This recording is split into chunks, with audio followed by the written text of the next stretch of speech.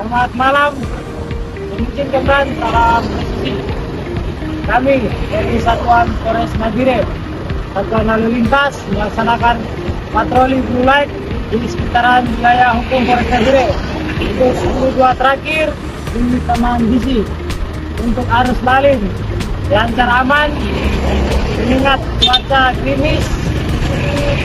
Arus lalin yang ramai dengan mungkin.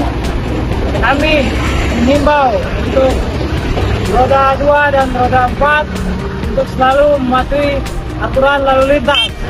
Untuk roda 2, kami mengimbau untuk pengendara roda 2 agar selalu memakai helm dan melengkapi administrasi kendaraannya seperti SIM, STNK dan BPKB-nya.